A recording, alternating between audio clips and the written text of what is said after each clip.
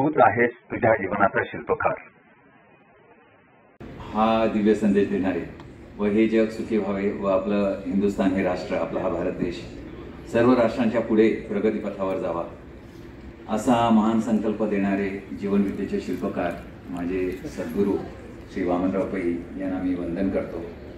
आणि आज हा जो कार्यक्रम ज्या आपल्या गणेश नाईक चॅरिटेबल ट्रस्ट व संदीप नाईक प्रतिष्ठान यांच्या वतीने हा जो कार्यक्रम इथे आयोजित केलेला आहे ते आदरणीय श्री गणेश नाईक साहेब, डॉक्टर संजीव नाईक साहेब, संदीप नाईक साहेब आणि ही जी सर्व नाईक कुटुंबीय यांना पण मी इथे विनम्र अभिवादन करून,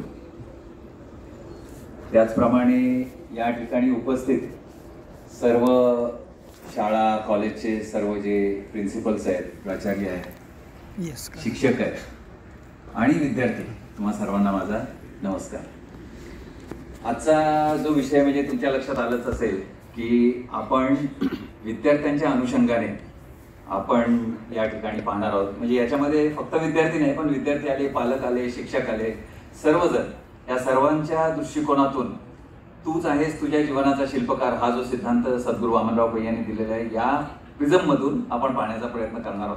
तर थोडंसं म्हणजे प्रश्न आणि उत्तर या स्वरूपामध्ये आपण करूया. म्हणजे आता या ठिकाणी प्रश्न उत्तर म्हणजे तुम्हाला काही तिथे मोठ्याने द्यायची गरज नाही आहे, पण मनातल्या मनात तरी तुम्ही या प्रश्नांची उत्तरं द्या. तेव्हा आपण सुरुवात करूया. आपल्या जीवनात सगळ्यात महत्त्वाची गोष्ट काय वाटते आपल्याला? मनातल्या मनात उत्तर द्या.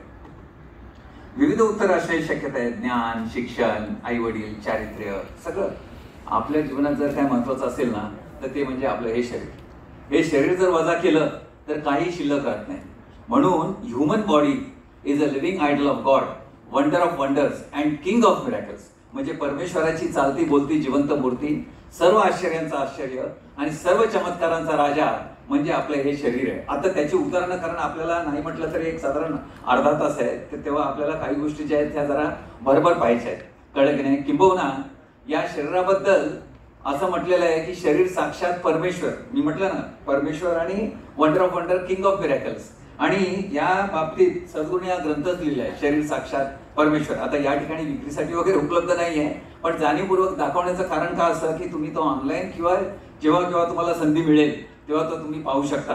आणि या लेक्चरचं जे एकंदरीत सगळं जे मार्गदर्शन तुम्हाला जे मिळणार आहे ते या अनुषंगानेच असणार आहे. म्हणजे ओरिजिनल जे आहे ते तुम्ही नंतर ते ऍक्सेस करू शकता. असो, तर शरीर साक्षात परमेश्वर हा इथे ग्रंथ लिहिला आहे आणि खाली लिहिलेलं आहे सैतान सुद्धा, कळलं की नाही? त्याचप्रमाणे आपलं हे शरीर आहे, हे शरीर एक कम्प्युटर आहे, computer. But it is a divine and miraculous computer. दिव्य आणि चमत्कारी. कम्प्युटरला डेटा फिडिंग करतो तसं उत्तर मिळतं. इव्हन आर्टिफिशियल इंटेलिजन्स जरी असलं तर जो डेटा उपलब्ध आहे त्याच्यातून त्या आर्टिफिशियल इंटेलिजन्स आपल्याला उत्तर देत आहे, कळलं की नाही? तर लक्षात घ्या, कम्प्युटरला डेटा फिडिंग करतो ते उत्तर देतं. बरोबर फिडिंग बरोबर उत्तर, चुकीचं फिडिंग चुकीचं उत्तर. तसं हे सुद्धा कम्प्युटर आहे आपलं हे शरीर, बट डिवाइन अँड मिरॅक्युलस. पण आता ह्याला फिडिंग काय करणार बघा? योग्य फिडिंग, सकस आहार, शुद्ध पाणी, व्यायाम. उत्तर काय मिळणार? उत्तम आरोग्य. काय फिडिंग करायचं नाही? काय फिडिंग करायचं नाही? जरा मनातल्या मनात उत्तर द्या. मी तुम्हाला मनोरंजनातून सांगतो काय फिडिंग करायचं नाही. अरे मटका नको, गुटखा नको, नको जुगार, दारू नको, माडी नको, नको सिगार. मटका नको, गुटखा नको, नको जुगार, दारू नको, माडी नको, नको सिगार. याची जो उपासना हीच उपासना, याची जो उपासना हीच उपासना. मूर्तिमंत परमेश्वर साक्षात हे शरीर, साक्षात हे शरीर. आलं लक्षात? काय फिडिंग करायचं? तर त्याच्यावर परत भाषण द्यायची गरज नाही, कारण आपल्याला माहिती आहे त्या सिगरेटवरतीच काळा झालेला फुफ्फुस आणि त्या तंबाखूच्या पाकिटवरती सडलेले गाल, ह्या सगळ्या गोष्टी आहेत. पण या ठिकाणी हा विषय जो छेडण्याचा म्हणूया, कारण काय? त्याचं कारण असं की हे का करतात लोक व्यसन, का करतात किंवा कशी सुरुवात होते, कळलं की नाही?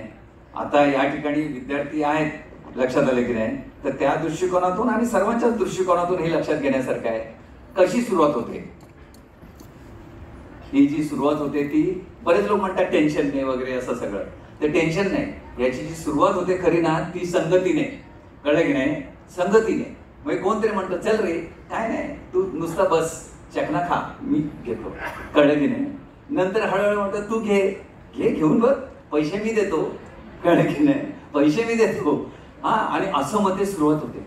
लक्षात आलं की नाही. म्हणून इन शॉर्ट सांगायचं झालं तर असं की संगती फार निर्णायक आहे. सत्याचा साक्षात्कार घडवून आणण्याचे किंवा पूर्ण सत्यानाश करण्याचे सामर्थ्य संगतीत आहे.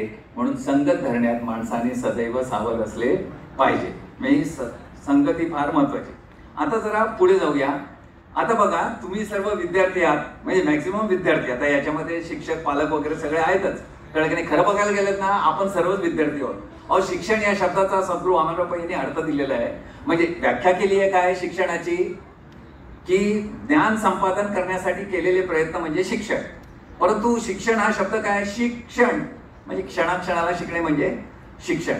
सतत शिकतच राहायचं असतं. कळलं की नाही. म्हणून खरे शहाणे कोण, जे इतरांच्या अनुभवावरून शिकतात ते खरे शहाणे. इतरांच्या अनुभवावरून शिकतात ते खरे शहाणे. स्वतःच्या अनुभवावरून शिकतात ते दीड शहाणे. आणि कोणाच्याच अनुभवावरून शिकत नाहीत ते पेडगावचे शहाणे. कळलं की नाही. तर शहाणे खरे शहाणे इतरांच्या अनुभवावरून शिकणं हे महत्वाचं आहे. कळलं की नाही.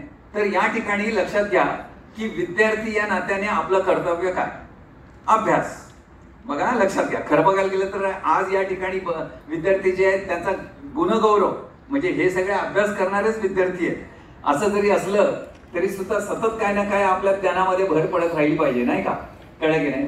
तर विद्यार्थी या नात्याने आपण काय केला पाहिजे, अभ्यास. आता लक्षात घ्या पुढे, अभ्यास कशासाठी करायचा, अभ्यास कशासाठी करायचा याचा कधी विचार केलाय का. बरं, प्रश्न विचारूया.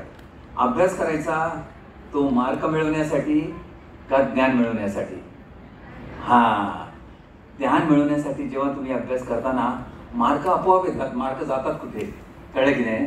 कारण जी क्रमिक पुस्तकं आहेत त्याच्यामध्ये ज्ञान आहे आणि ते संपादन केलं पाहिजे. आणि जेव्हा ज्ञान मिळवण्यासाठी तुम्ही अभ्यास करताना तेव्हा परीक्षेला जाताना तुमचं ॲटिट्यूड कसं असतं माहिती आहे, ask me any question and I will answer. कळलं की नाही. नाहीतर हा प्रश्न येईल का, तो प्रश्न येईल का. लक्षात आलं की नाही. तर हे लक्षात ठेवा. सो बघा, अभ्यास करायचा तो ज्ञान मिळवण्यासाठी. मग हे ज्ञान तरी मिळवायचं ते कशासाठी. बघा, ज्ञान तरी मिळवायचं ते कशासाठी याचा विचार केला कधी. ज्ञान मिळवायचं ते, आता आम्ही नोकरी म्हणजे आता रिटायर्ड आहे पण आम्ही नोकरी करत होतो किंवा काही मंडळी करतायत आणि पैसे कमवतो ना. तर पैसे कमवतो काय करतो आम्ही, ते असे थप्पी लावून ठेवतो का. आम्ही काय करतो, ते पैसे खर्च करतो. तसं ज्ञान जे मिळवायचं ना ते उपयोगात आणण्यासाठी. कळलं की नाही. उपयोगात आणण्यासाठी. कोणाच्या उपयोगात आणण्यासाठी, समाजाच्या पर्यायाने राष्ट्राच्या. पण एकाच वाक्यात जर सद्गुरूचं वचन जर सांगायचं झालं तर असं म्हणतात ते की अभ्यास करायचा तो ज्ञान मिळवण्यासाठी आणि ज्ञान मिळवायचं ते राष्ट्रासाठी, देशासाठी. कळलं की नाही.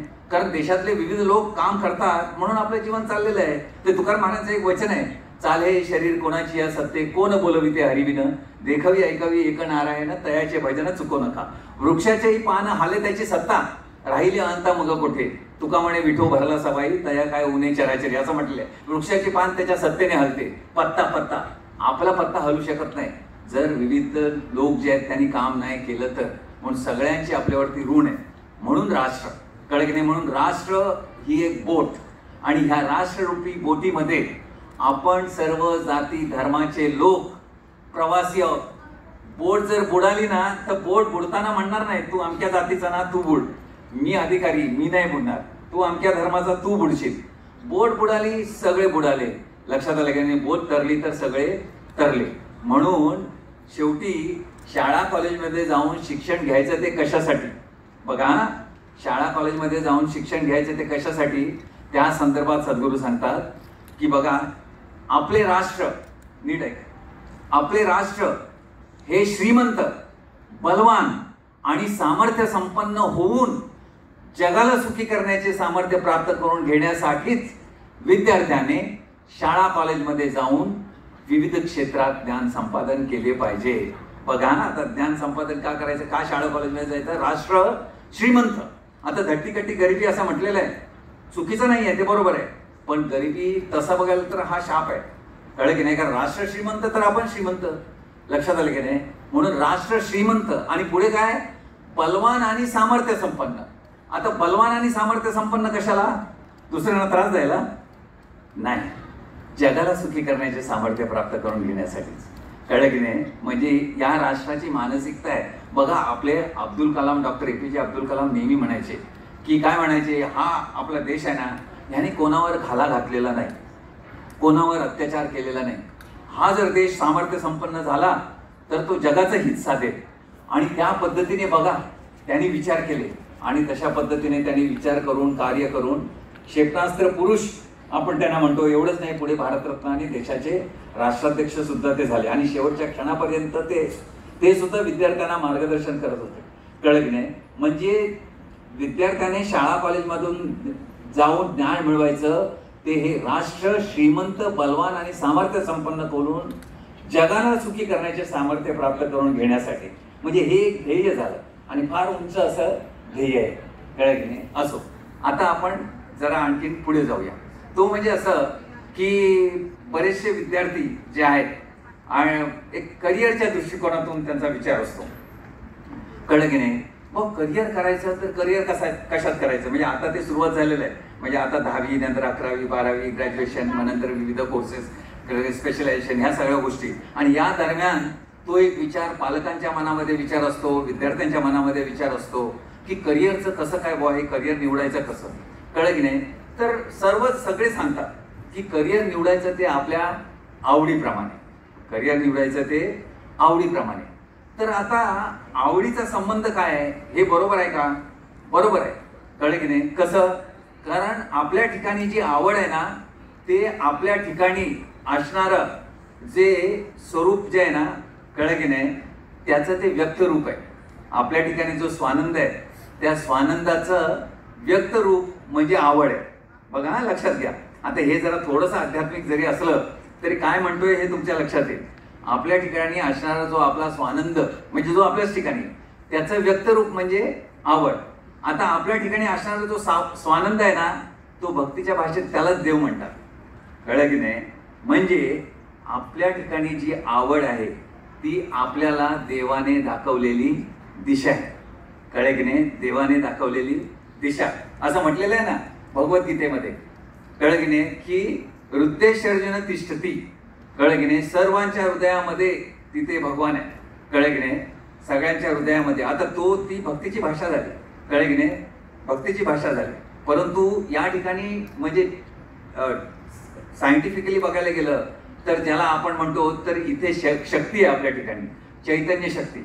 सर्वांच्या हृदयामध्ये ती चैतन्य शक्ती ती आहे. आणि म्हणून जेव्हा तूच आहेस तुझ्या जीवनाचा शिल्पकार असं सद्गुरू म्हणतात, तर तूच म्हणजे काय? मग एका बाजूने कसं तू म्हणजे आपण, कळलं की नाही, आपण स्वतः, पण दुसऱ्या बाजूने तूच म्हणजे काय? तूच म्हणजे तत्त्वम असी, ते तत्व तू आहेस.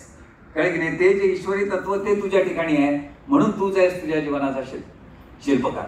म्हणून हे करिअर निवडत असताना ही एक गोष्ट आवड ही महत्वाची आहे आणि ती मात्र आपल्याला त्या देवाने दाखवलेली दिशा. पण आणखीन एक गोष्ट लक्षात ठेवायचं की आपल्या ठिकाणी जे तत्व जे आहे हे ते दिव्य असल्यामुळे तुम्ही ज्या क्षेत्रामध्ये जाण्याचा प्रयत्न कराल तिथे तुम्हाला पुढे जाण्याचं सामर्थ्य प्राप्त होईल आणि तिथे तुम्ही टॉपला जाऊ शकाल.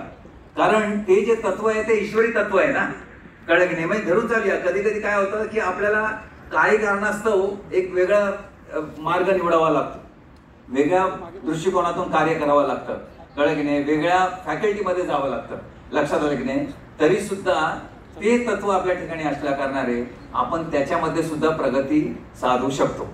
आता या ठिकाणी एक पालकांच्या दृष्टिकोनातून थोडंसं, काही पालक आहेत तर त्यांच्या दृष्टिकोनातून सद्गुरूंचं जे मार्गदर्शन ते थोडंसं आपण या ठिकाणी पाहण्याचा प्रयत्न करू. ते म्हणजे असं की सद्गुरू सांगतात पालकाने ज्या आपल्या विद्यार्थ्यांना एक उच्च ध्येय दिलं पाहिजे. कळलं की नाही? दुसरी गोष्ट काय? त्यांना गोडी लावली पाहिजे. गोडी कसली? अभ्यासाची.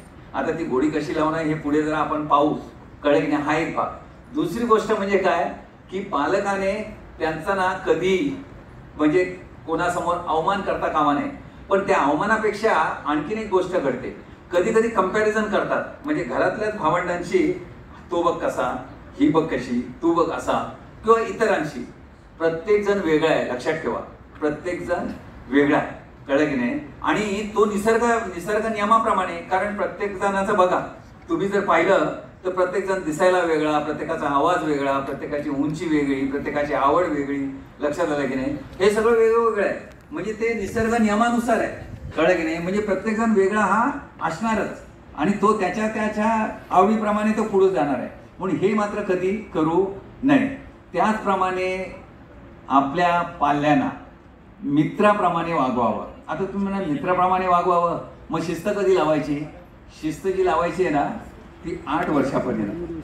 8 वर्षापर्यंत. हा, लोक काय करतात की 8 वर्षापर्यंत लाड करतात, म्हणजे त्या दरम्यान, आणि त्याच्यानंतर मग शिस्त लावायला बघतात. तर जे काय सवयी वगैरे जे संस्कार करायचे आहेत ते 8 वर्षापर्यंत, किंबहुना खरं बघायला तर आधीपासून त्याची सुरुवात झाली पाहिजे. कळलं की नाही? म्हणजे आपल्या शास्त्रानुसार गर्भापासून, म्हणजे ते आता मगाशीच कुठे शिवचरित्राची थोडीशी चर्चा चालली होती सरांबरोबर, तर तिथे आहे ना, म्हणजे ते गीत आपण ऐकतो, आईच्या गर्भात उमगली झुंजाराची रीत, तलवारीशी लगीन लागल जडली येडी प्रीत, लाख संकट झेलून घेईल अशी पहाडी छाती, देवदेश अण धर्मापायी प्राण घेतल हाती, शूर आम्ही सरदार आम्हाला काय कुणाची भीती. इथे महत्वाचं, आईच्या गर्भात उमगली झुंजाराची रीत, तिथे संस्कार. म्हणून शिवाजी महाराजांच्या बाबतीत सांगतात बघा की जिजाबाईंना जेव्हा डोहाळे लागले होते तेव्हा डोहाळे, एरवी डोहाळे लोकांना काय लागतात की मेवा मिठाई खायचं, आंबट खायचं, नौका विहार, उद्यान विहार. यांना डोहाळे जे लागले होते ते असे, त्यांना वाटायचं सैनिकी पोशाख करावा. बघा, सैनिकी पोशाख करावा, सगळी शस्त्र धारण करावी, घोड्यावरती स्वार व्हावं आणि गड्यांची रपेट करावी. एवढंच नाही, पुढे त्यांना वाटायचं, काय वाटायचं बघा, सोन्याच्या तख्तावर बसावं. बघा, डोहाळे काय आहेत, सोन्याच्या तख्तावर बसावं, पांढरं शुभ्र छत्रवर धारण करावं आणि दान धर्म करावा. कळलं की नाही? दान धर्म करावा. अहो, त्यांनी जो तिकडे विचार जो धरला ना, ते शिवाजी महाराज बघा बसले 32 मन सोन्याच्या तख्तावर. कळलं की नाही? आणि त्यांचा राज्याभिषेक झाला आणि त्यांनी ते केलं. म्हणजे काय की जो विचार त्या गर्भापासून, म्हणून आमचे उस्ताद अल्ला रखा आणि झाकीर हुसेन असं म्हणतात, अल्ला रखा तबलजी नाही का, ते जेव्हा प्रॅक्टिस करायचे तर तेव्हा झाकीर हुसेन गर्भात असताना तो संस्कार त्यांच्यावर होत होता. आणि नंतर लक्षात घ्या, झाकीर हुसेन हे सगळ्यात कमी वयामध्ये उस्ताद झालेले आहेत. म्हणजे गर्भात संस्कार होतो तो असा, किंबहुना त्यांची पूर्ण फॅमिली जी आहे ना तीच त्या याच्यात आहे. कळलं की नाही? तर हे जे संस्कार हे अगदी लहानपणापासून झाले पाहिजे. कळलं की नाही? आणि मग नंतर त्यांना मित्रासारखं वागवलं पाहिजे. कळलं? तर अशा पद्धतीने ह्या सगळ्या ज्या गोष्टी ज्या आहेत, म्हणजे आपण जेव्हा तूच आहेस तुझ्या जीवनाचा शिल्पकार म्हणतो, ते सगळ्या गोष्टी ह्या आपल्या हातात आहे. कळलं की नाही? ह्या ज्या सगळ्या गोष्टी ह्या आपल्या हातात आहे. परत अपयश याच्याबद्दल सुद्धा बोलूया, कारण आता ज्यांना यश आलेलं आहे ते विद्यार्थी इथे आलेले आहेत, पण कधी कधी अपयश सुद्धा येऊ शकतं. तर या अपयशाच्या संदर्भात सद्गुरूंचा एक अमृततुषार आहे, बोधवचन. ते असं आहे की शंकराने विष पचविले म्हणून त्याला महादेव म्हणतात. शंकराने विष पचविले म्हणून त्याला महादेव म्हणतात. त्याचप्रमाणे अपयशाचे विष पचवून जो यशाच्या शिखराकडे झेप घेतो त्याला महापुरुष असं म्हणतात. कळलं की नाही? म्हणजे बघा, सगळे आपले महापुरुष, मग डॉक्टर बाबासाहेब आंबेडकर असो, APJ अब्दुल कलाम असो, कळलं की नाही, किंवा छत्रपती शिवाजी महाराज असो, ह्यांना काय अपयश नाही आलं, पण ते खचून गेले नाही. आणि आपल्यापेक्षा कितीतरी मोठं अपयश आलं त्यांना, लक्षात आलं नाही, पण त्या अपयशाच्या माथ्यावर त्यांनी पाय दिला. कळलं की नाही? आणि यशाच्या शिखराकडे झेप घेतली. म्हणून अपयशाने खचून जाणं काय गरज नाही. मग आता ही उदाहरणं सांगितली, त्याचं कारण काय, आपलं काहीच नाही त्यामुळे. एका ठिकाणी इंग्लिशमध्ये असं म्हटलेलं आहे, I was crying for a pair of shoes until I saw a man with no legs. मी म्हणतो अरे माझ्याकडे बूट नाही. पुढे जाऊन बघितलं तर एक मनुष्य आहे त्याच्याकडे पायच नाही. लक्षात आलं की नाही? ओके, असं. आता या ठिकाणी थोडंसं आपण विद्यार्थी आहे तर त्या अभ्यासाच्या दृष्टिकोनातून थोडंसं पाहूया. ओके, आता अभ्यास म्हणजे काय, अभ्यास करणं म्हणजे काय, एखादी गोष्ट पुन्हा पुन्हा करणे म्हणजे अभ्यास. आता या संदर्भात एक अभ्यासाच्या 1 किंवा 2 पद्धती आपण या ठिकाणी पाहू. पहिली जी पद्धत आहे त्याला म्हणतात 3R फॉर्म्युला. आता तुम्ही याच्यामध्ये यश संपादन केलेलं आहे, मग निश्चितपणे तुम्ही त्याची अंमलबजावणी केलेली आहे. तुमच्यासाठी हे रिव्हिजन. कळलं की नाही? 3R फॉर्म्युला, इंग्रजीतला R. पहिला R काय असेल सांगा बघू? रीड. पहिला R काय? Read. Read again and again. Read again and again. Okay, so पहिला R रीड. दुसरा R काय? रिमेंबर म्हणजे वाचलेले लक्षात ठेवणे, वाचलेले लक्षात ठेवणे. बरेच मुलं काय करतात, वाचतात, लक्षात ठेवतात आणि म्हणतात आमचा अभ्यास झाला. हा खरा अभ्यास नाही. म्हणून तिसरा आर काय माहिती आहे, रिप्रोड्यूस. रिप्रोड्यूस म्हणजे लक्षात ठेवलेले लिहून काढणे. ओके, हे हा आहे 3R फॉर्म्युला. हे जे मी सांगतोय ते सद्गुरू वामनराव पैनी विद्यार्थ्यांना मार्गदर्शन, ते पुस्तक इथे नाही आहे, त्याच्यामध्ये ह्या पद्धती सांगितल्या आहेत, त्याच्यातली ही एक पद्धत आहे. असं आता आणखीन एक पद्धत, कारण आता तुम्ही तुमचं वर्ष सुरुवात झालेलं आहे आणि हे तुमच्यासाठीच नाही, तुम्ही इतरांना सुद्धा सांगाल ना, कळलं की नाही. तर ती जी पद्धत आहे ती अशी आहे, त्याला म्हणतात 3 टाइम्स रिव्हिजन. 3 टाइम्स रिव्हिजन म्हणजे काय आहे की तुम्ही काय करायचं, वर्गात जे तुम्हाला शिकवलं जाणार आहे ते धडे आज जे शिकवलं जाणार ते अगोदरच्या दिवशी ते धडे नीट वाचून घ्यायचं वर्गामध्ये. वर्गात आल्याच्या नंतर तुम्ही लक्षपूर्वक ऐकायचं. बघा, लक्ष, जीवाचं कान करून ऐकणं म्हणतात ना, अशा पद्धतीने ऐकायचं. आणि तिसरी गोष्ट, परत तुम्ही घरी जाल ना आज त्यावेळेला, म्हणजे शाळेत शिकून ज्या दिवशी, तेव्हा जेवढं जे काय शिकवलेलं आहे तुम्हाला ते तुम्ही पुन्हा ते धडे वाचून काढायचे. किती वेळा रिव्हिजन झाली, 3 वेळा. आणि लक्षात घ्या, तुम्ही वाचून आल्यामुळे ना, हे फार महत्त्वाचं आहे. किती जणांनी तुम्ही केलं असेल नसेल मला माहिती नाही, पण ही अंमलबजावणी तुमच्या शाळेमध्ये तुम्ही करा. कळलं की नाही, की अगोदरच आपण जे धडे शिकवले जाणार आहे ते अगोदर वाचून यायचं. आता अगोदर वाचून आल्यामुळे वर्गामध्ये जेव्हा आपण ऐकतो, कळलं की नाही, तेव्हा ते आपल्याला समजायला लागतं. आणि एखादी गोष्ट समजायला लागली ना, मग त्याच्यामध्ये आवड निर्माण होते. ओके. आता आणखीन एक मुद्दा तो म्हणजे असा की तुम्ही म्हणणार, सर आम्हाला ना म्हणजे अभ्यासात अशी गोडी वाटली पाहिजे, अभ्यासामध्ये आमचं मन प्रसन्न झालं पाहिजे, कळलं की नाही, याच्यासाठी काहीतरी युक्ती सांगा अभ्यासामध्ये मन प्रसन्न राहण्यासाठी. तर अभ्यासामध्ये मन प्रसन्न राहण्यासाठी एकच गोष्ट लक्षात ठेवायची की सद्गुरू वामनराव यांचं एक वाक्य मी तुम्हाला सांगतो आणि मग त्याचं मी एक्सप्लेनेशन देतो. ते असं म्हणतात की ज्ञानाचे महत्त्व लक्षात घेऊन ते संपादन करण्याच्या हेतूने जेव्हा आपण अभ्यास करतो तेव्हा अभ्यासात गोडी लागते आणि अभ्यासात गोडी लागली की मन प्रसन्न आपोआप. म्हणजे लक्षात घ्या, जी क्रमिक पुस्तकं आहेत त्याच्यामध्ये ज्ञान आहे ते मला संपादन करायचं आहे आणि हे मी ज्ञान जर संपादन केलं ते पुढे माझ्या भवितव्यामध्ये माझा उत्कर्ष त्याच्यामुळे होणार आहे, माझ्या कुटुंबाचा उत्कर्ष होणार आहे. कळलं की नाही. ही जरा एकदा धारणा झाली की आपल्याला अभ्यासात गोडी लागते आणि गोडी लागली की मन प्रसन्न आपोआप. मी सांगतो, कठीण गोष्टी आहेत ना, म्हणजे कष्टाच्या, तिकडे मन ना आपलं प्रसन्न असतं. मग उदाहरणच सांगतो, क्रिकेटचा खेळ. आता क्रिकेटच्या खेळामध्ये तो बॉलर बॉलिंग टाकतो, कळलं की नाही. बॅट्समॅन असा जो फटका मारतो, कालच आपण जिंकलेला होत नाही का, कळलं की नाही. तर बॅट्समॅन जो फटका मारतो तर फिल्डर पकडता तो पडतो, कळलं की नाही. पडतो पण पहिला तो उठतो. लक्षात घ्या, आपण जेव्हा हे असं मैदान खेळतो ना, आपण खेळतो तेव्हाची गोष्ट मी सांगतोय. तर तो फिल्डर उठतो आणि काय करतो, पहिला बॉल विकेट किपरला देणार, मग स्वतःला जाणणार आणि पुन्हा त्या उन्हामध्ये फिल्डिंगसाठी तैनात. ओके. आता तो बॉलर आहे ना, तो बॉलिंग करून ना त्याची हवा गेलेली आहे, तरी तो काय म्हणतो, आणि अगला ओव्हर मैच घालून मग ह्याला फटकवलाय तरी काय म्हणतो, मैदा. बॅट्समॅन आहे ना, बॅटिंग करून त्याला लागलेली आहे ताण, पण पाणी प्यायला जात नाही का, कारण इकडे रमलाय. आता बघा, मी क्रिकेट सांगितलं, आता अभ्यास. लक्षात घ्या, असं कधी झालंय का की अभ्यास करता कोणतरी पडलं, अभ्यास करता लागलं, अभ्यास करता घाम आला आणि अभ्यास करता जर ताण लागली तर आपण काय करतो, आपण जातो आणि आपण पाणी घेतो आणि पाणी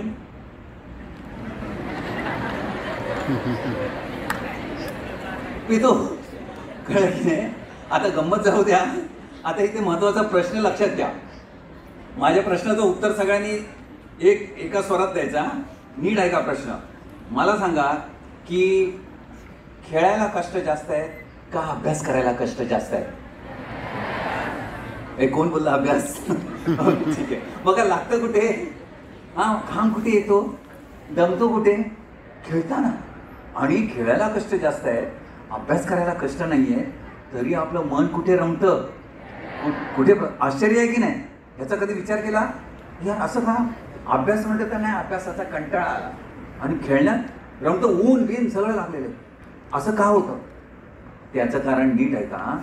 बघा, का माहिती आहे, याचा विचार कधी केलाय का? बघा, त्याचं कारण असं की खेळ आहे ना खेळ आहे ना खेळ हा आपण स्वतःहून स्वीकारलेला असतो हा, आणि अभ्यास हा आपल्यावरती लादलेला असतो नाही का. शिक्षक सांगतात अभ्यास करा हा, मग नंतर घरी गेला की तुमचे पालक सांगतात अभ्यास करा, आणि आमच्यासारखे येतात ते पण सांगतात अभ्यास करा. कळे कोण असं म्हणतं ए खेळतं की नाही असं कधी कोण म्हणतं. हा, याचा अर्थ असा की ज्या दिवशी तुम्ही, हे महत्वाचं, ज्या दिवशी तुम्ही अभ्यास स्वतःहून स्वीकाराल ना त्या दिवशी तुम्ही जिंकलं. मग स्वतःहून कधी स्वीकारा? जेव्हा तुमच्या मनाची पक्की धारणा होईल की हा अभ्यास केल्याने माझं भलं होणार आहे, हा अभ्यास केल्याने माझ्या कुटुंबाचं मी भलं करणार आहे, आणि हा अभ्यास केल्याने माझ्या देशाचं मी हित साधणार आहे. ही एकदा तुमची धारणा झाली की बघा तुम्हाला अभ्यास गोडी लागते की नाही, कळलं की नाही. सो हे एक थोडक्यात या ठिकाणी तुम्हाला सांगितलं. नाव फायनल लास्ट. आता तुम्हाला सगळ्यांना असं मोठं व्हावं असं वाटतं का? वाटतं ना. कसे व्हाल? बरोबर, अभ्यास करू, पण नुसता अभ्यास करून नाही, त्याच्यासाठी आपलं जीवन कशामुळे चाललंय हे कळलं पाहिजे. तुम्हाला यशस्वी व्हावं असं वाटतं का? Do you want to be successful in life? Yes obviously, but then what is successful life? याचा विचार केला? यशस्वी जीवन म्हणजे काय? बघा, यशस्वी हे सगळ्यांसाठीच, म्हणजे पालकांपासून सगळ्यांनी लक्षात ठेवायचं की यशस्वी, या पुस्तकात तूच आहेस तुझ्या जीवनाचा शिल्पकार, सुरुवातीलाच त्या ठिकाणी ते सांगतात यशस्वी जीवन व्याख्या असं सांगतात की स्वतः सुखी होऊन, हे महत्वाचं, स्वतः सुखी होऊन ज्यांनी इतरांना सुखी करण्याचे अविरत प्रयत्न केले ते खऱ्या अर्थाने जगले आणि त्यांच्या जीवनाला यशस्वी जीवन असं म्हणतात. कळलं का ना? बघा, मग स्वतः सुखी व्हायचं नाही, मी सेवा करणार, ते काही लोक और असतात ते करतील, पण स्वतः सुखी व्हायचं आणि इतरांना सुखी करा. तुकाराम म्हणाले ना, आपण जेवणी जेववी लोका. लक्षात आलं की नाही? स्वतः सुखी व्हायचं आणि इतरांना यथाशक्ती जे काय आपल्याकडे आहे त्या माध्यमातून सुखी करण्याचा प्रयत्न करायचा. किंबहुना जे आपण काम करतो ना ते काम जरी प्रामाणिकपणे केलं तरी त्याच्यातून सुद्धा आपण इतरांना सुखी करत असतो. कळलं की नाही? म्हणून स्वतः सुखी होऊन ज्यांनी इतरांना सुखी करण्याचे अविरत प्रयत्न केले ते खऱ्या अर्थाने जगले आणि त्यांच्या जीवनाला यशस्वी जीवन असं म्हणतात. कळलं की नाही? हे एक पहिलं यशस्वी जीवनाची व्याख्या लक्षात ठेवा. म्हणजे याचा अर्थ गाडी नको, बंगला नको, मोटर नको, कळलं की नाही, असं नाही आहे. ते पाहिजे म्हणून आपण म्हटलं ना आपलं राष्ट्र श्रीमंत म्हटलंय ना, श्रीमंत म्हटलंय. कळलं की नाही? पण यशस्वी जीवन आणि त्याची गफलत करायची नाही. कळलं की नाही? यशस्वी जीवन हे ओके असो. तर आता तुम्हाला जर समजा मोठं व्हायचं असेल, काहीतरी बनायचं असेल तर कसं व्हाल? तर बरोबर आहे, तुम्ही म्हणाला अभ्यास करून, पण त्याच्यासोबत हे लक्षात ठेवलं पाहिजे की आपलं जे जीवन आहे हे कशामुळे चाललेलं आहे. एक लक्षात ठेवायचं, आपलं जीवन चाललेलं आहे ते निसर्गाच्या नियमामुळे, आणि हे निसर्ग नियम सर्वांना लागू. मग ते कुठल्याही जातीचे, धर्माचे, पंथाचे, संप्रदायाचे, सगळ्यांना निसर्ग नियम लागू. कळलं की नाही? निसर्ग नियम लागू. आणि हे निसर्ग नियम कोणते? अनेक आहे, अनेक. त्याच्यापैकी एक दोन सांगतो. पहिला नियम आहे तो आहे action and reaction are equal and opposite. Newton's third law of motion. Actually it is a law of nature which is borrowed by physics. कळलं की नाही? म्हणजे तुम्ही क्रिया केली की प्रतिक्रिया होणार. लक्षात आलं की नाही? प्रतिक्रिया होणार. कळलं की नाही? मी एखाद्याला अरे म्हटलं तो काय म्हणणार? लक्षात घ्या. आणि नमस्कार केला तर तो नमस्कार कर. मी सिम्पल वेने सांगतोय. मग चेंडू जर घेतला आणि भिंतीवरती आदळला तिथेच पडतो काय? त्याच वेगाने तो आपल्याकडे परत येतो. म्हणून क्रिया तशी प्रतिक्रिया हे लक्षात ठेवा. तुम्ही इतरांना, आणि जर क्रिया जर सूक्ष्म असेल तर आणखीन त्याचं मल्टिप्लाइड मॅग्निफाईड आहे प्रतिक्रिया. म्हणून तुम्ही इतरांना जे सुख किंवा दुःख द्याल ते सुख दुःख न चुकता बूमरँग होऊन तुमच्याकडे परत येईल. हा निसर्गाचा अटळ नियम लक्षात ठेवून जीवन जगण्यात खरे शहाणपण आहे. ओके. आता दुसरा नियम काय माहिती आहे? As you think so you become. म्हणजे काय? जसा विचार तसा जीवनाला आकार. बघा, विचार कोणाचा? जसा विचार तसा जीवनाला आकार. विचार कोणाचा? तुमचा. म्हणून तूच आहेस तुझ्या जीवनाचा शिल्पकार. म्हणजे जे आपण विचार करतो तसं जीवन घडतं. आणि हा निसर्गाचा नियम. तर सर परत निसर्ग नियम का सांगताय? और निसर्गाचा नियम सांगतो काय? याचं महत्व काय? की एखादा लाल बुंद निखारा आहे आणि त्या निखाऱ्यावरती तुम्ही हात ठेवला, काय होणार? भाजणार. मी हात ठेवला, काय होणार? नक्की नाही नाही जाऊ दे ना जरा. आणि आणखीन कोणी पंतप्रधानांनी जरी ठेवला तरी वाजा. म्हणजे निसर्ग नियम सगळ्याला लागू, कळलं की नाही, सगळ्यांना लागू. ओके, तसाच हा नियम आहे, जसा विचार तसा जीवनाला आकार, कळलं की नाही. हे समजण्यासाठी एक पटकन एक गोष्ट सांगतो आणि मग नंतर तुम्हाला कळेल मला काय सांगायचं. बहुतेक तुम्हाला ती माहिती असेल. जॉर्ज वॉशिंग्टन अमेरिकेचे राष्ट्राध्यक्ष पहिले, त्यांची गोष्ट. शाळेमध्ये होते शिपाई. शिपायांना अनेक कामं, त्याच्यापैकी एक काम काय की तास संपला की बेल वाजवतात शिपाई, टन टन टन, म्हणजे तास संपला, कळलं की नाही. पण हे जॉर्ज वॉशिंग्टन काहीतरी गमतीने काहीतरी तिथे गुणगुणायचे, कळलं की नाही. काय करायचे, असे बेल वाजवायचे आणि गमतीने काय म्हणायचे, टन टन टन, अमेरिकेचा प्रेसिडेंट वॉशिंग्टन. आहे शिपाई, म्हणतो काय, प्रेसिडेंट वॉशिंग्टन, गमतीने. आता शिपाईना नंतर जेव्हा काम वगैरे नसतं ते कुठेतरी जाऊन बसतात, तिथे बसून ह्याचं चालू, तिथे बसून आता गुणगुणतोय, टन टन टन, अमेरिकेचा प्रेसिडेंट वॉशिंग्टन. तंद्री लागायची, he is too going to a trance. लक्षात आलं की नाही. त्याचा परिणाम असा झाला, त्याच्या जीवनात अशा काय घटना घडत गेल्या, खरोखर अमेरिकेचा राष्ट्राध्यक्ष झाला. आता जॉर्ज वॉशिंग्टन अमेरिकेचा राष्ट्राध्यक्ष का झाला, कारण निसर्गाचा नियम, as you think so you become. निखाऱ्यावर हात चुकून जरी पडला ना तरी भाजणार, कारण त्यांनी तसा विचार केला. पण एका नुसता टणटण केला नाही, त्यांनी गळेखे प्रयत्न पण केला आहे. आपल्याला माहिती आहे जॉर्ज वॉशिंग्टन, थॉमस जेफरसन, त्यांनी दोघांनी मिळून अमेरिकन वॉर ऑफ इंडिपेंडन्स तो लढा वगैरे दिलेला आहे. पण काही लोक प्रयत्न करतात पण विचार दळबदरी असतात. माझं कसं होईल काय, पुढे करिअरला चान्स आहे काय, कळलं की नाही, असं सगळं म्हणजे अभ्यास करतात पण हे असे विचार निगेटिव्ह, कळलं की नाही, हे नकारार्थी विचार. म्हणून ही गोष्ट का सांगितली की जसा विचार तसं जीवनाला. कारण जॉर्ज वॉशिंग्टनचा फक्त का की आपण आता या ठिकाणी आहोत, सर्वजण वेगवेगळी परिस्थिती आहे. कोणाचं घर लहान आहे, मोठं आहे, घरची परिस्थिती काय आहे माहिती नाही आहे, लक्षात आलं की नाही, काय सिच्युएशन घरात आहे, कळलं की नाही, हे माहिती नाही आहे. पण एक लक्षात ठेवा, काही परिस्थिती असो, विचार मात्र तुमचे आहेत, कळलं की नाही. विचार हा चैतन्य शक्तीचा आविष्कार असून तो जीवनाला आकार देणारा कुशल कुंभार आहे, कळलं की नाही. हा जो विचार, हा आपला विचार. कोणी आपली परिस्थिती आणि आपण कोणीही असू, कोणी असं म्हणू शकत नाही ए मोठे विचार करायचे नाही, असं कोणी आपल्याला सांगू शकत नाही. कारण विचार आपले आहेत आणि आपण ठरवायचं. परिस्थिती आपल्या हातात नाही आहे, परिस्थिती बदलू शकत नाही, पण मनस्थिती जर बदलली तर परिस्थिती बदलेल. म्हणून change your thoughts and change your destiny. विचार बदला, नशीब बदलेल, कळलं की नाही. म्हणून आता तुम्ही म्हणणार मग आता आम्ही काय करायचं, सगळ्यांनी, कळलं की नाही. आम्ही कोणते विचार करायचे ते तुम्ही ठरवा ना, कोणते विचार करायचे आणि कसे करायचे ते. कारण तूच आहेस तुझ्या जीवनाचा शिल्पकार, ते तुम्हाला ठाऊक आहे. मगाशी ते करिअरबद्दल सुद्धा सांगितलं आणि सगळंच सांगितलं. ते आता तुम्हाला इंडिव्हिज्युअली तुम्हाला माहिती आहे काय करायचं. तू म्हणणार सर नाही, त्यातल्या त्यात तरी काहीतरी सांगा आता, मग आम्ही काय विचार करायचा, कळलं की नाही. तर तो काय विचार करायचा हे सांगण्यापूर्वी मी आता या ठिकाणी एक प्रश्न विचारतो. तो असा की तुम्हाला काय वाटतं की माणसाची सगळ्यात मोठी समस्या काय, मनातल्या मनात उत्तर द्या. सगळ्यात मोठी समस्या माणसाची, सगळ्यात मोठी समस्या बघा. कोणतरी म्हणेल भ्रष्टाचार, अनाचार, अत्याचार, निरक्षरता, गरिबी, आतंकवाद, असं दहशतवाद, हे जे काय आहे ते, प्रदूषण, असं वाटण्याची शक्यता आहे. डेल कार्नेगी म्हणून एक होऊन गेले, ते काय म्हणतात ते बघा. सगळ्यात मोठा प्रॉब्लेम, आपल्याला काय वाटतो आणि ते काय म्हणतात बघा. ते असं म्हणतात, the biggest problem, in fact the only problem man has to deal with is choosing the right thoughts. If he can do this, he will be on the high road to solving all his problems. म्हणजे सगळ्यात मोठी समस्या काय आहे, किंबहुना तीच एकमेव समस्या आहे माणसाची. ती काय, योग्य विचार निवडणे, चूजिंग द राईट थॉट्स. ही जर समस्या सोडवली ना सगळ्या समस्या सुटतील, असं ते म्हणतात. मग तुम्ही म्हणणार मग आता आम्ही चूजिंग द राईट थॉट्स, मग काय चूज करायचं. म्हणून आता त्या जे तुम्हाला परिचित आहे त्या विश्वप्रार्थनेवर मी येतो.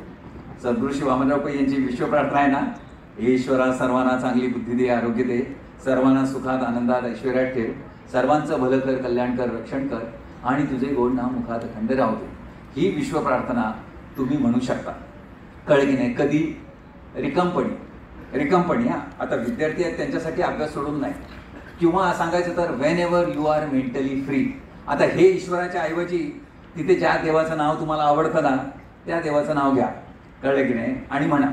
कारण याच्यामध्ये काय आहे, it is a gold mine of golden thoughts. नियम आहे ना, as you think so you become.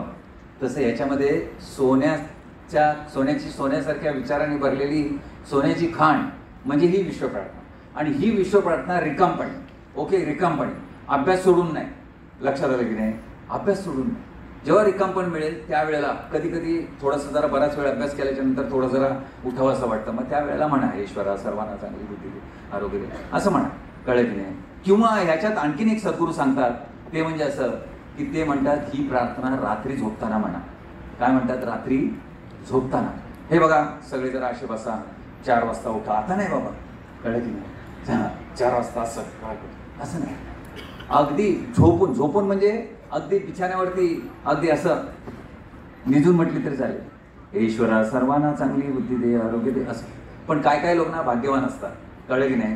काय माहिती आहे, असे बिछाण्यावर पडले ना की पडल्या सुरू होतात. कळलं की नाही? ताबडतोब. मग अशा लोकांनी काय करायचं? अशा लोकांनी जरा बसायचं. अशा लोकांनी काय करायचं? बसायचं. बसून ईश्वरा सर्वांना चांगली बुद्धी दे, आरोग्य दे, सर्वांना सुखात आनंदात. 10 मिनिटं. एका प्रवचनात सद्गुरू असं म्हणाले, 10 मिनिटं तुम्ही म्हणा, मग नंतर तुमचा जो संकल्प आहे ना तो त्या ठिकाणी सोडा. तो संकल्प काय आहे, परत 10 मिनिटं म्हणा आणि झोपी जा, असं एका ठिकाणी सांगितलं. दुसरी गोष्ट काय, प्रार्थना म्हटली रात्री झोपताना, मी पुन्हा सांगितलं, हे ईश्वराच्या ऐवजी ज्या देवाचं नाव आवडतं ते घ्या. तर दिवसभर केलेला अभ्यास हा तुमच्या अंतर्मनामध्ये डिपॉझिट व्हायला मदत होते. कळलं की नाही? पण आता समजा तुम्ही असं म्हटलं तर काही लोक असं म्हणायला सुरुवात करतील आणि काय होईल ते बघा. ते असे सुरू करणाऱ्यांनी काय होणार, हे ईश्वरा सर्वांना चांगली बुद्धी दे, आरोग्य दे, सर्वांना सुखात आनंदात ऐश्वर्यात ठेव, सर्वांचं भलं कर, कल्याण कर, रक्षण कर. आणि अशा डुलक्या काढल्या चालतील काय प्रार्थना म्हणताना अशा डुलक्या काढल्या तर चालतील काय? होय का नाही? कारण मी फार महत्वाचं तुम्हाला सांगतो, नाही ना, चालेल, असंच झालं पाहिजे. तुम्ही म्हणा, अरे सर काय आहे असं? कळलं की नाही? आता तुम्हाला काय सांगू, म्हणजे ते फार वेळ आता झालेला आहे. तेव्हा ते कॉन्शियस माइंड, सबकॉन्शियस माइंड, ते कसं जातं, ते कुठे जातं? रात्री झोपताना जे आपण विचार करतो ते आपल्या सबकॉन्शियस माइंडमध्ये जातात, म्हणजे अंतर्मनामध्ये. आणि अंतर्मन जे पकडतं ते जीवनामध्ये साकार करतात. म्हणून रात्री झोपताना वाईट विचार करू नये, अनिष्ट विचार करू नये. बरेच लोक आहेत ना, रात्री झोपतानाच असे झोपताना सुरू करतात, माझं कसं होईल, इंग्रजी कठीण आहे, गणित कठीण आहे, करिअर याच्यात होईल काय. म्हणजे हे तर ठीक आहे विद्यार्थ्यांचं, पालकांचं, म्हणजे आता असं मी त्या आलेल्या पालकांचं मी बोलत नाही, पण काय ती नवरा बायको आहेत ना, ते बरोबर ना त्या रात्रीच्या वेळेलाच भांडतात आणि बायकोचं तोंड तिकडे, नवऱ्याचं इकडे. कळलं की नाही? लक्षात, दुसरा मुहूर्तच मिळत नाही. कळलं की नाही? आणि मग ते रात्री झोपताना नको ते विचार. रात्री झोपताना सद्गुरूंनी म्हटलेलं आहे, रात्री झोपताना जर अनिष्ट विचार आले डोळे बंद करून, तर पहिले डोळे उघडा. कारण त्या ठिकाणी ती शक्ती केंद्रीभूत झालेली असते आणि तो विचार अंतर्मनात जाण्याची शक्यता असते. काय की नाही? म्हणून रात्री झोपताना चांगले विचार करा. तुम्हाला जे करिअरमध्ये जे व्हावंसं वाटतं ना ते विचार करा. लक्षात आलं की नाही? किंवा देवाचं नाव घ्या किंवा प्रार्थना म्हणा. कळलं की नाही? सो हे थोडक्यात एक गुपित आहे खरं बघायला गेलं तर, सिक्रेट. पण हे काय, इथे तसं काय सिक्रेट काय नाही. कळलं की नाही? सकलांशी आहे येथे अधिकार, कलियुगी उद्धार, हरिनामे, असं जसं म्हटलेलं आहे तसं आहे. कळलं की नाही? तर ही रात्री झोपताना ही प्रार्थना जर म्हटली तर त्याचे फायदे आपणाला होतील. असो, म्हणून आता हे सगळं थोडक्यात आपण या ठिकाणी पाहिलेलं आहे. तर बरेचसे विद्यार्थी असल्या कारणाने आपण अल्टिमेटली आता ह्याची जरा रिव्हिजन घेऊया ना. कळलं की नाही? ओके. तर मी आता विचारतो, म्हणजे ते सांगताना मी वर खाली सांगितलं असेल, पण मी जे प्रश्न विचारतो त्याची उत्तर येतात का बघूया. आपल्या जीवनात सगळ्यात महत्वाची गोष्ट कोणती? शरीर. कळलं की नाही? कारण शरीर साक्षात परमेश्वर. त्याचप्रमाणे एक ते it's a divine and miraculous computer. Okay. या कॉम्प्युटरला काय फिडिंग करायची? सकस आहार, शुद्ध पाणी आणि व्यायाम. काय फिडिंग करायचं नाही ते मगाशी ते गाण्यातून म्हटलं. अरे मटका नको, गुटका नको जुगार म्हटलं ना. पुढचं ऐका. कृतज्ञतेने स्मरण करा हो, शुभचिंतन नैवेद्य खरा हो. देवाला नैवेद्य देतो ना कृतज्ञतेने, म्हणजे एवढे लोक आपल्यासाठी करून राहिलेले आहेत. लक्षात आले की नाही? हे सगळे शिक्षक आहेत, पालक आहेत, कळलं की नाही? एवढे लोक आहेत, म्हणजे आपल्याला जे गाडीतनं घेऊन गेले, जे आले, मग ते ड्रायव्हर असतील, कंडक्टर असतील, रिक्षावाले असतील, कळलं की नाही? शेतकरी असतील, तुम्ही म्हणजे विचारच करू शकत नाही. त्यांच्याबद्दल थँक्यू म्हणणं ते. आणि शुभचिंतन नैवेद्य खरा नैवेद्य. शुभचिंतन म्हणजे चांगले विचार, म्हणून सुंदर विचारांची जोपासना हीच खरी देवाची उपासना. ओके, हा बरं. विद्यार्थी या नात्याने तुम्ही काय केलं पाहिजे? काय केलं पाहिजे? मोठ्याने अभ्यास. अभ्यास करण्यासाठी, ज्ञान मिळवण्यासाठी, अभ्यास करण्यासाठी ज्ञान मिळवायचं ते देशासाठी, ज्ञान मिळवायचं ते देशासाठी. आज मी तुम्हाला एक अभ्यासाची पद्धत सांगितली. पहिला फॉर्म्युला काय सांगितला? 3R formula. पहिला R read. Again and again, till you remember. Okay, read. दुसरा आर रिमेंबर. आणि तिसरा आर रिप्रोड्यूस. So right.